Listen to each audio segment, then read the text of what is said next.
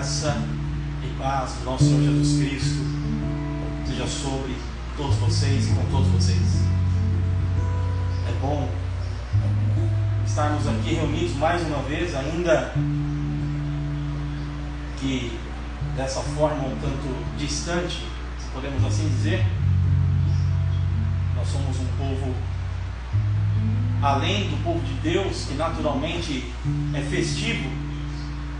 A natureza do brasileiro é ser um povo também festivo, caloroso. Gostamos de nos abraçar, de nos envolver, mas por um tempo seguimos as orientações aqui e como igreja o fazemos também. Parece um pouco frio, né? Nós do lado de cá e vocês do outro lado da tela, mas que se porventura houver aqui um empecilho, ou se essa frieza, né, que esse tipo de reunião que nos é permitido fazer, ela estiver presente de forma intensa, que o calor do Espírito Santo de Deus aqueça o teu coração. E da mesma forma que Ele esteja com cada um de nós aqui, nós temos alguns irmãos aqui, a equipe que faz esse culto acontecer, os bastidores, né? Que o mesmo calor que arde aqui possa arder aí no teu coração, sobre o teu ser, sobre a tua família, sobre o teu lar, sobre a tua casa, em nome do Senhor Jesus Cristo. E eu quero convidar você a abrir a palavra do Senhor no primeiro livro da Bíblia, em Gênesis, no capítulo de número 21.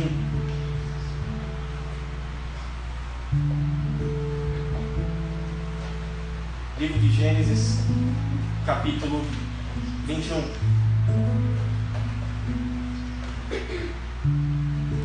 Quero fazer a leitura contigo a partir do verso 14.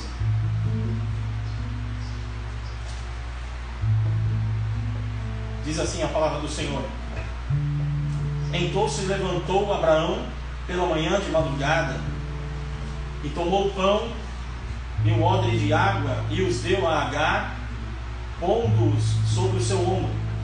Também lhe deu o menino e despediu-a, e ela foi-se andando errante no deserto de Berseba. E consumida a água do odre, lançou o menino debaixo de uma das árvores, e foi-se e assentou-se em frente, afastando-se a distância de um tiro de arco, porque dizia: que não veja eu morrer o menino. E assentou-se em frente, levantou a sua voz e chorou. E ouviu Deus a voz do menino, e bradou o anjo de Deus a Agar desde os céus, e disse-lhe: que tens, Agar? Não temas, porque Deus ouviu a voz do rapaz desde o lugar onde está. Ergue-te, levanta o moço e pega-lhe pela mão, porque dele farei uma grande nação. E abriu-lhe Deus os olhos e viu um poço de água, e foi-se e encheu o odre de água e deu de beber ao moço. E era Deus com o moço, que cresceu e habitou no deserto e foi flecheiro. Até aqui, quero fazer uma oração contigo. Senhor, neste momento, entramos na meditação da Tua Palavra e aquilo que o Senhor tem para falar e tratar aos nossos corações.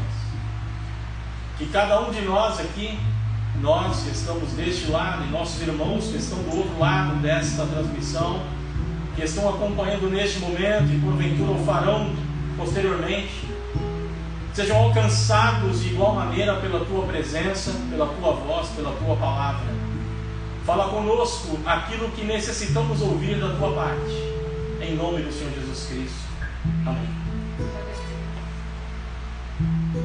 Para entendermos aquilo que o Senhor tem para o nosso coração, precisamos primeiro entender um pouquinho do contexto que relata esta passagem, este capítulo.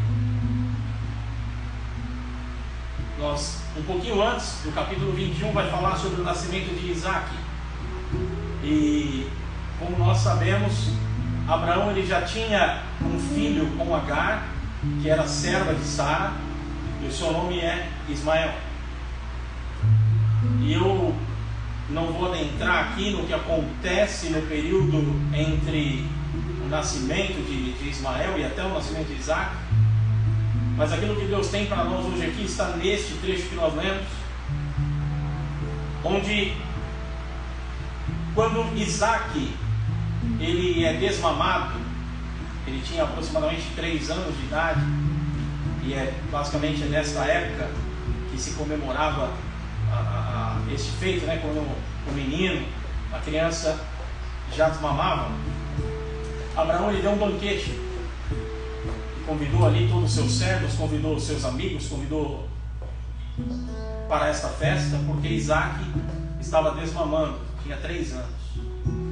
E neste momento, neste dia, Ismael, que era o filho mais velho de Abraão, filho com Agar, ele começa a debochar de Isaac. Naquele dia, no dia da comemoração do desmame, Ismael começa a debochar, literalmente, a tirar sarro no português mais atual, de Isaac.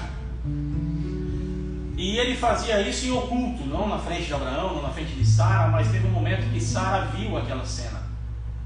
E aquilo doeu no coração de Sara. E é um momento em que Isaac está com seus 3 anos, mas Ismael ele tem 17 anos. Porque quando Ismael nasce, Abraão tinha 86 anos. Quando Isaac nasce, Abraão tinha 100 anos, então Ismael tinha 14 anos. E agora, passado 3 anos, chegamos a essa data. E Ismael começa a debochar, e aquilo fere o coração de Sara.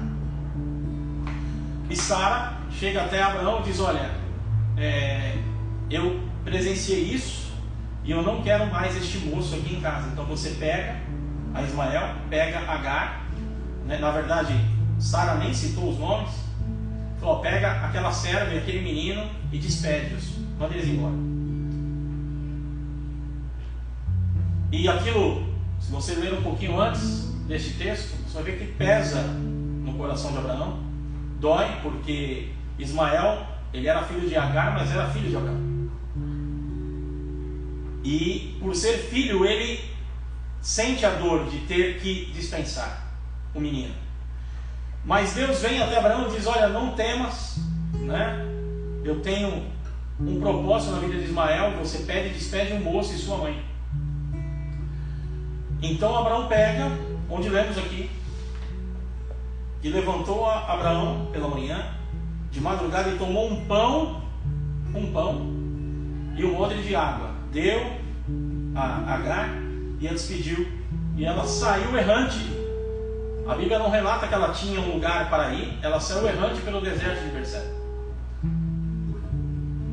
E a primeira coisa que eu quero chamar a tua atenção aqui sobre essa palavra é que quando nós assistimos algum documentário, alguma reportagem, ou quando nós vemos algum tipo de filmes, né, que mostram cenas do deserto, as pessoas, quando vão passar um período no deserto, elas não saem com apenas uma mochilinha.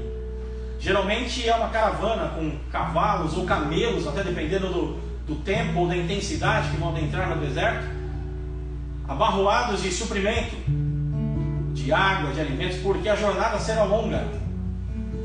E aqui, quando você lê que Abraão despede a Agar e Ismael, dá a entender que ele não se preocupou com cuidado nenhum, porque vai dar apenas um odre com água para 2 pessoas, 2 adultos basicamente, e um pão. Mas aí me chama ao texto o que eu citei agora há pouco, que um pouquinho antes Deus disse para Abraão: não temas, despede o moço, porque eu tenho um projeto, eu tenho um propósito para a vida dele. Então, nesse caso, como nós estamos falando de Abraão neste momento aqui, que é considerado o pai da fé, e entendia quando Deus dizia faça, ele fazia, quando Deus dizia não faça, ele não fazia. Ele ouve a voz de Deus e despede Agar e Ismael para o deserto com pouco suprimento, porque em seu coração, na verdade, ele sabia do cuidado divino. Ele sabia que se Deus tinha um propósito, Deus não iria deixá-los perecer. E ela sai para o deserto com aquele moço, e como vocês sabem, o deserto ele tem uma situação que aflige durante o dia pelo seu calor escaldante, à noite porque cai a temperatura, porque inverte o quadro, fora os animais ali peçonhentos que habitam no deserto. E eles vão sem rumo e vão caminhando por deserto adentro com apenas um odre de água e um pão. E quando eu vejo isso, tirando a observância do que eu disse sobre Abraão e o seu comportamento de fé, se nós trouxermos isso para a nossa realidade ou para a nossa visão, para a nossa ótica, acaba sendo uma loucura você querer atravessar um deserto com apenas um pão e um odre de água. É fato que se formos fazer isso agora, nós iremos perecer. Parece loucura você sair de um lugar sem destino, sem rumo, com tão pouco suprimento. E eu quero dizer algo para você aqui que é duro ouvir, mas é um caminho para a morte. Porque, principalmente no deserto, um odre de água não significa nada. Pelo calor, você aumenta o desgaste de líquido do organismo, você transpira, você elimina líquido e você precisa repor, senão desidrata. E quando falamos isso, que é algo sério, eu quero trazer a minha e a tua realidade, algo que vemos aqui. Para algumas pessoas, enfrentar esse momento de pandemia, ele é como entrar num deserto sem saber quanto tempo vai durar o seu recurso. Seja ele o recurso que você tem para a tua fé, para a tua esperança, para o sustento do teu lar, para o teu emprego ou para a tua empresa. Quantas pessoas estão perdendo os seus trabalhos? Quantas pessoas estão perdendo os seus investimentos, os seus negócios? Quantas pessoas não têm hoje condições de colocar um pão sobre a mesa para alimentar a sua família? Eu não estou entrando aqui em cunho político. Penso que haveria outras formas de lidar com isso, mas infelizmente nós seguimos orientações, como agora, não em tom de crítica, mas de realidade. Pode voltar todas as coisas, pode voltar bares, restaurantes, pode voltar eventos, pode continuar ônibus lotados, onde as pessoas podem se contaminar, mas a igreja não pode voltar. Então, desculpe a franqueza, sim, esse período está soando como uma perseguição religiosa e não como apenas uma orientação de cuidado com vidas, porque quando você quer cuidar, você elimina todos os possíveis meios de contato, não apenas onde se reúnem para adorar a Deus. Mas muitas pessoas entram num deserto com poucos recursos de fé. Muitas pessoas entram num deserto com poucos recursos financeiros. Nesse deserto dessa crise que nós estamos passando. Mas eu quero dizer para você algo, calma. Até o término dessa palavra, Deus tem algo para mim e para você. Não te desespere. Não fique ansioso. Não fique preocupado com coisa alguma. Antecipo para você, tenha a mesma visão que Abraão. Se Deus falou que tem um propósito, Ele vai cuidar. Se Deus falou que Ele tem um projeto, está nas mãos dEle, não está nas minhas. Então, não importa se eu estou atravessando um imenso deserto e eu olhar para minha mochila, para minha bagagem, e tiver apenas um pouquinho de pão e apenas um pouquinho de água. Eu não devo olhar para o tamanho do deserto, eu devo olhar para o tamanho daquele que me chamou, que me vocacionou e que me colocou neste momento para cruzar este deserto. E como é fato humanamente falando, e a Bíblia deixa claro isso, eles estavam caminhando e foram acabando os recursos, o pão, e até que acabou a água. E podemos entender, em poucas palavras aqui, que não foi um pouco período que eles passaram dentro do deserto, a ponto de o rapaz começar a desfalecer. E conforme o que falamos aqui, Agar, sua mãe, quando vê que o menino não tinha mais condição de caminhar naquele deserto, deita ele. E o versículo nos diz aqui que ela foi se assentar lá na frente, na distância de um tiro de arco. Um tiro de arco significa aproximadamente entre 100 e 150 metros de distância. Ela tomou essa distância para que ela não visse o seu filho falecer por desidratação, por sede, por ter acabado o recurso. E aí eu quero dizer para você o seguinte: até aqui, neste pequeno relato do que acabou o recurso e que ela põe o menino de um lado, o menino dizendo, com seus 17 anos, um moço, né? Melhor dizendo, e ela vai para frente. Nós estamos simplesmente conhecendo o relato histórico da ótica humana, no meio do deserto, sem recursos, sem socorro. Então deixa lá o menino morrer, eu não quero ver, então vou me distanciar. Esta foi a colocação do coração de Agar. E eu quero enfatizar aqui que talvez para o teu coração e para o meu coração nós temos algo, alguma área da nossa vida que talvez esteja como este menino.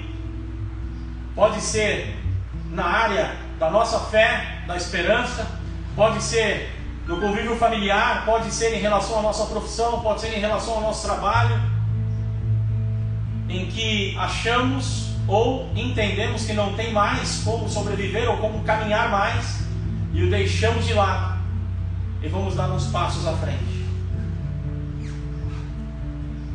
Mas eu quero dizer para você que é aqui que Deus vem falar comigo e com você sobre esta palavra, que nós não devemos ou não podemos andar ou viver conforme a nossa ótica humana.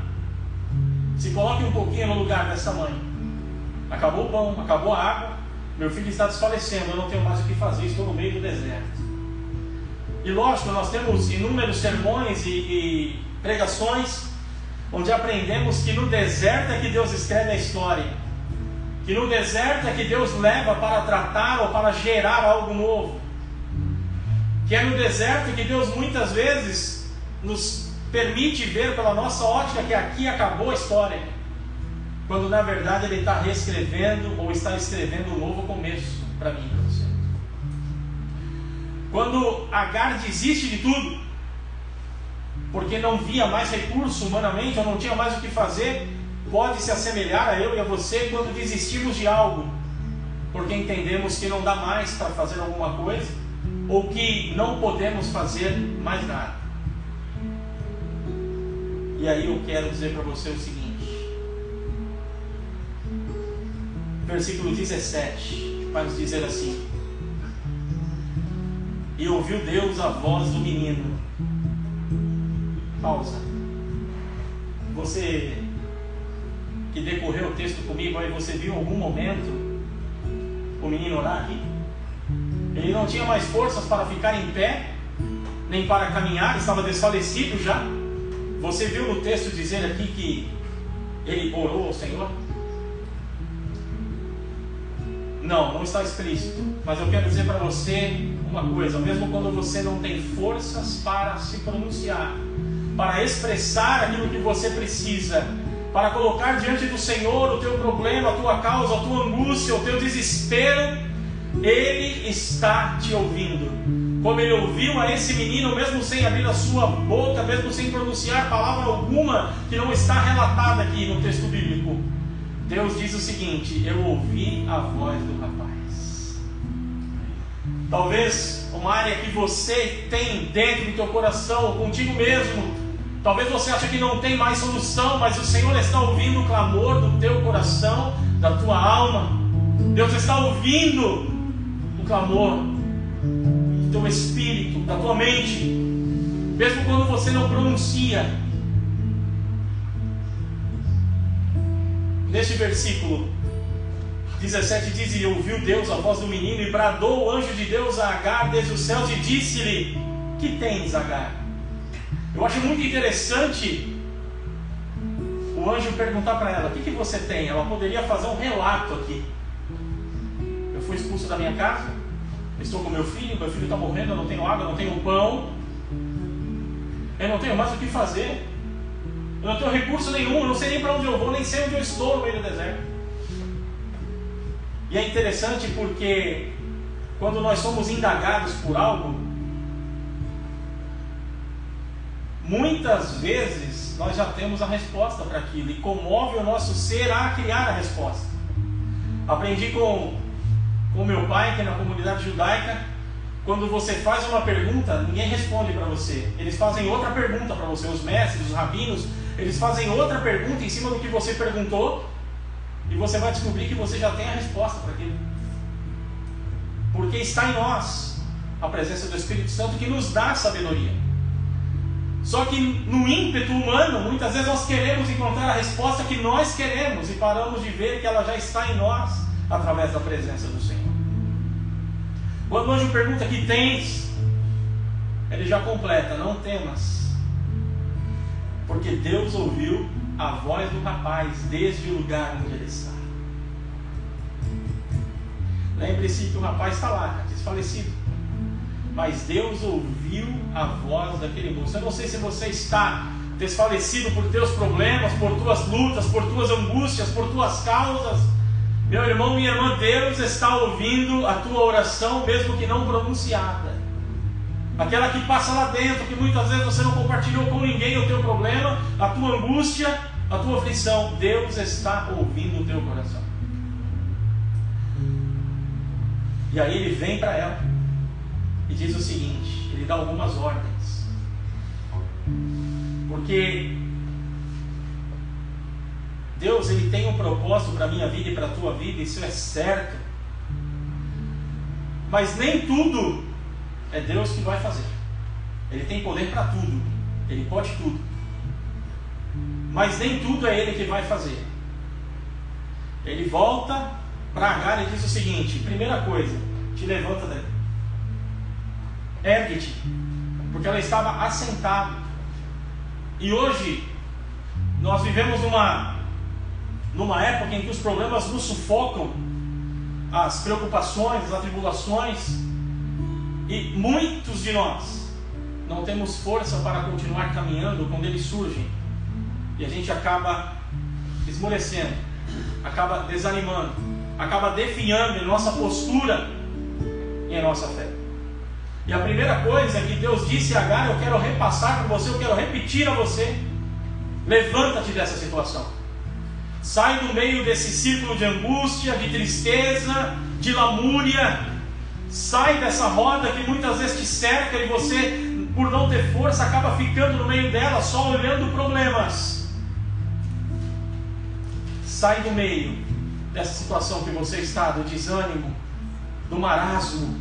Sai do meio dessa preguiça que encontrou lugar em teu coração e que você não tem forças mais para lutar. O primeiro passo tem que vir de você. Se ergue, levanta daí. Segundo, aí Deus manda ela ir até o filho. Ergue-te primeiro, agora vai lá e levanta o moço. Eita, agora é um pouco mais complicado. Primeiro precisamos de força para sair da situação que nos aprisiona, que nos cerca. E aí nós precisamos ir até o local onde está ali desfalecendo os nossos sonhos, os nossos planos, nossos projetos, a nossa fé. E precisamos levantar de novo. Precisamos ir até onde está esmorecendo algo em nós, onde está definhando, e precisamos erguer novamente. E aí mais uma coisa: levanta o moço e pega-o pela mão. E aqui eu quero reforçar para você: pela fé, meu irmão, vai e ergue aquilo que está desfalecendo em tua vida, mas segura firme. Não é simplesmente você mostrar, ó, tem aqui, esse é o meu problema, esta é a minha aflição. Segura firme, com a tua força, com a tua fé, com a tua ousadia, com a tua esperança. Deposita nas mãos do Senhor. E aí vem o complemento que Deus diz sobre este moço: porque dele farei uma grande nação. Deus tinha dito para Abraão: pode dispensar o moço, porque eu tenho um projeto para ele.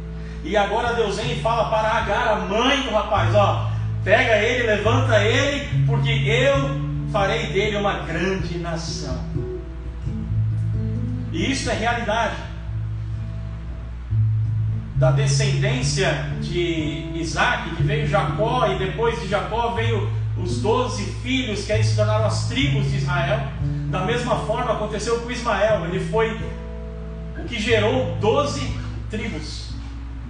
Como Deus havia falado com Isaac, que faria dele uma grande nação para completar uma promessa a Abraão, Deus também fez a mesma promessa a Ismael.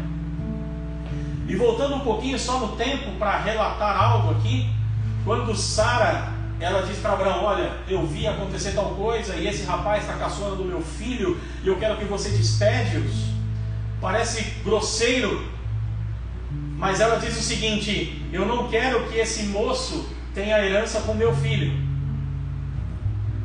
E parece até uma intenção humana, né? Preocupado com os bens ou financeira. Olha, esse rapaz não vai ter direito a nada do meu filho. Mas existe uma explicação teológica para isso. Paulo, quando ele fala aos Gálatas, no capítulo 4, ele vai explicar essa fala de Sara. Porque todos dois, tanto Ismael quanto Isaac, são filhos legítimos de Abraão, e todos foram herdeiros de Abraão. Mas apenas um poderia ter uma linhagem pura que geraria o Messias. E foi de Isaac, o filho da promessa, entre Abraão e Sara. Então, quando falamos aqui que Abraão colocou os dois para ir embora, há essa explicação teológica da fala de Sara. E Deus não iria permitir que algo acontecesse a esse rapaz, mesmo no deserto, sendo que ele já tinha um propósito para ele. E eu quero replicar isso a você: Deus não irá permitir que algo venha acontecer a você, porque Ele tem um propósito na tua vida, Ele tem um plano para você, Ele tem um plano para o teu lar, para a tua família, para a tua casa. Então, meu irmão, minha irmã, sai desse marasmo, sai desse círculo de aflição, de angústia, te levanta, pega nas mãos o teu sonho, o teu projeto, o teu propósito, apresenta diante do Senhor, porque Ele fará prosperar o teu caminho. Agora, o que mais me chama a atenção sobre esta palavra, que eu preciso compartilhar com você. Se eu perguntar, eu tenho certeza que você concordará que Deus operou um milagre ali, quando Ele não permite que os dois venham a morrer no deserto. E aí, no versículo 19 diz assim: e abriu-lhe Deus os olhos, e viu um poço de água, e foi-se, encheu o odre de água, e deu de beber ao menino, ao seu moço. Quando você analisa esta passagem, os pastores, teólogos, historiadores não conseguem explicar se Deus fez surgir esse poço, ou se ele já estava ali e Agar não estava vendo. E eu quero me apegar nesta linha de pensamento. Muitas vezes não enxergamos o que Deus está fazendo ou o que Deus vê, e não conseguiremos ver como Ele. Mas precisamos entender aquilo que Deus quer que vejamos, porque a primeiro momento, na ótica, aos olhos de Agar, o menino ia morrer, não tinha suprimento, acabou a água, acabou o pão, ela não tinha para onde ir, não sabia para onde ir, não sabia quanto tempo de jornada teria. Mas aos olhos de Deus, Deus estava com eles. Deus fala com Agar, Deus reforça a sua promessa sobre a vida do rapaz, e Deus abre os olhos dela para que ela possa ver que ela estava do lado de um poço que tinha água. Nós precisamos buscar em Deus aquilo que Ele está fazendo, o que Ele está trabalhando, o que Ele está desenvolvendo ao nosso redor. Nós precisamos parar de olhar como humanos, como Agar fez. É difícil, mas precisamos usar os nossos olhos espirituais para tentar compreender aquilo que Deus está fazendo. Ela tinha a provisão do seu lado, tinha um poço de água, mas por causa dos seus problemas ela não estava enxergando aquilo que Deus estava fazendo. E o que eu quero dizer para você sobre esta palavra é que muitas vezes esperamos que o milagre de Deus ocorra em alguém, por alguém, para alguém, ou no lugar onde estamos, ou no ambiente onde estamos, quando na verdade o milagre precisa acontecer dentro de nós. Nós é que precisamos viver, experimentar o milagre, e aí tudo ao nosso redor será mudado aos nossos olhos. Deus não precisa mover céus e terra, Ele só precisa que movamos o nosso coração em direção a Ele. E todo o ambiente, todas as coisas, todas as pessoas serão mudadas. Não porque eu quero, mas porque essa é a vontade do Senhor. Porque a mudança muitas vezes precisa ser em mim e não fora. Ela precisa ocorrer dentro de mim e não no ambiente, não nas pessoas. E é o que eu quero dizer para você, eu e você precisamos experimentar o milagre de Deus aqui dentro. Aí sim, veremos que a promessa de Deus é renovada. Veremos que o suprimento que precisamos está do nosso lado e nós não estamos enxergando. Veremos que a salvação do Senhor está perto. Veremos qual é a vontade dEle, qual é o plano dEle. Entenderemos qual é o desenhar dEle sobre as nossas vidas. Humanamente, todos nós agimos como Agar e olhamos a situação negativa. Olhamos os problemas, os defeitos, as adversidades. E Deus quer que olhemos como Ele. O socorro, a presença dEle, o propósito dEle, a fonte que está jorrando e a jornada que continua. Eu quero dizer para você, meu irmão, como Agar obedeceu. Ela se levantou, ela pegou o menino, ela viu o poço, ela viu a provisão, ela deu água para o menino. A Bíblia ainda começa dizendo que o menino foi flecheiro e depois ele se casou e gerou as 12 tribos, como citei agora há pouco. Não basta só ouvir aquilo que Deus fala, nós temos que colocar em prática. Nós temos que viver, temos que experimentar aquilo que Deus tem reservado para nós. Só assim o deserto se tornará menos imenso, menos árido, menos caloroso, menos perigoso, porque a presença dele está movendo em nós e tudo muda em nosso ambiente, aonde estamos, com quem estamos, por que estamos e para onde vamos. Eu quero orar por você.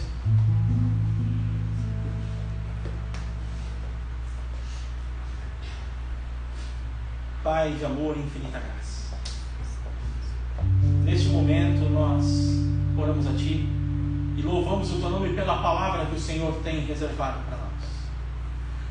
Agora quero pedir que o Senhor venha e possa fazer frutificar essa palavra nos nossos corações. Que esta semente, que esta mensagem tenha encontrado boa terra para produzir frutos. O Senhor traz a semente quando abrimos o nosso coração e o deixamos prontos a receber. Ela frutifica, gera resultado em nós. Nos ajuda, Senhor, a viver nesta terra como seres humanos normais, mas com a visão do alto céu. Não apenas olhando para os nossos problemas, para as nossas debilidades, para as nossas causas, mas buscando em Ti aquilo que o Senhor tem visto, aquilo que o Senhor tem desenhado, que o Senhor tem planejado e que o Senhor tem preparado para cada um de nós aqui. Eu quero orar por cada irmão, cada irmã, cada família que muitas vezes se encontra como Agar neste momento, olhando para os recursos que se acabam, para a esperança que se vai, para os sonhos que estão desfalecendo e que precisam de uma palavra Tua para que tudo se torne novo. Meu Senhor, eu não sei se o recurso que precisam são espirituais, são físicos, são materiais, mas eu sei que o Senhor pode prover a cada um segundo a sua necessidade. Eu quero, Senhor, profetizar a bênção sobre cada lar, cada família. Eu quero, Senhor, profetizar a Tua bênção sobre cada coração aqui. Eu quero profetizar, Senhor, a Tua provisão conforme esta palavra. Abra os olhos, Senhor, para que possamos ver o Teu agir, o Teu mover, a Tua graça e a Tua glória. Senhor, mostra para cada um de nós que o Senhor já tem provisão, já existem os recursos, que já existe continuidade para a história de cada um e que não é aqui que encerra, mas que o Senhor irá cumprir as Tuas promessas e os Teus desígnios. Nos sustenta pelas mãos, ó Pai, e nos ajuda a passar por esse momento tão adverso. Nos ajuda, meu Senhor, a passar por este deserto, enfrentando a cada dificuldade, mas olhando para o alto, que é de onde vem o nosso sustento, onde vem a nossa direção e onde vem a nossa alegria. Ainda que tudo pareça árido, que estejamos, ó Pai, usufruindo da Tua paz, do gozo e da alegria que vem do Teu Espírito sobre nós. Que haja em todo momento um canto de vitória, de alegria em nossos lábios. E que ainda que tudo pareça contrário, o nosso coração exulte diante da Tua presença. Porque desta terra não precisamos ou não devemos depender de nada, apenas das Tuas mãos. Visita cada casa, cada lar, a cada família, a cada ente querido, a cada trabalho, a cada empresa, a cada, Senhor, porta de emprego. Vem, Senhor, e abençoa e prospera o Teu povo e a Tua igreja, em nome do Senhor Jesus Cristo. Amém e amém. Poderia pedir aqui para você dar glória a Deus aí, eu não vou te ouvir, você nos ouve. Poderia pedir para você aplaudir o nome do Senhor. Faça se você puder, se você quiser. Eu quero encerrar aqui, neste momento, ainda alguns minutos, com um cântico que vem ao meu coração para afirmar essa palavra em nossa vida. Se você puder, vamos adorar o Senhor aqui. Você que souber, cante conosco, para que o nome do Senhor seja louvado e para que a presença dele se manifeste em nosso meio também.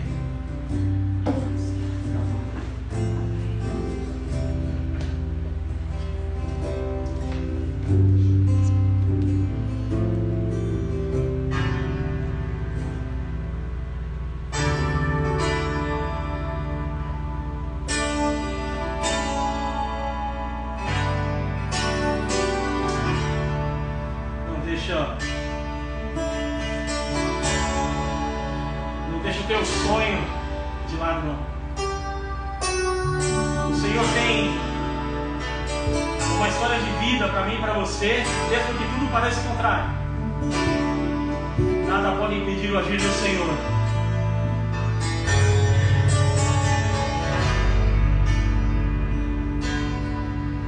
Nunca houve noite que pudesse impedir o nascer do sol e a esperança, e não há problema que possa impedir as mãos de Jesus para me ajudar.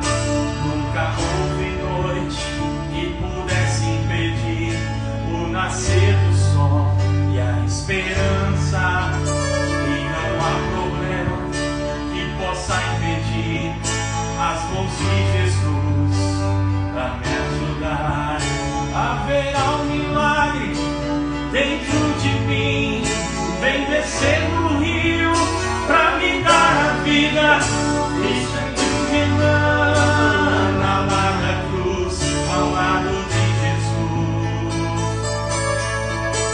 Haverá um milagre dentro de mim, vem descer no rio para me dar a vida. Este rio que emana lá na cruz, ao lado de Jesus. Aquilo que parece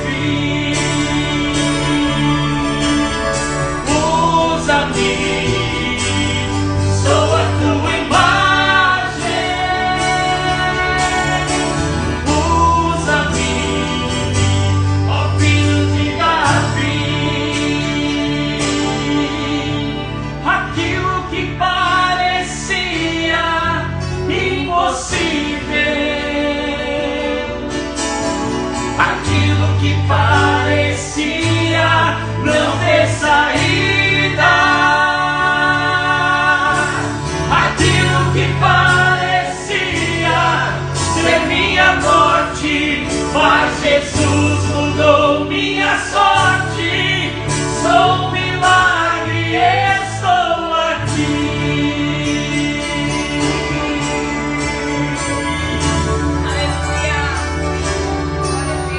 Glória a Deus. É isso que eu quero dizer para você. Talvez a nossa ótica nos mostre que é impossível continuar, mas a ótica de Deus nos diz que nada é impossível para Ele.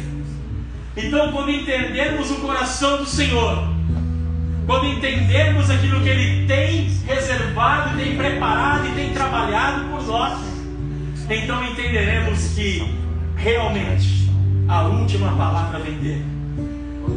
Talvez você esteja enfrentando agora, talvez você já tenha enfrentado um momento como esse que parece que é o fim, mas na verdade Ele nos trouxe vida novamente e nos dá força para continuar caminhando em direção à sua vontade, à sua presença, aos seus propósitos, em nome do Senhor Jesus Cristo. Amém?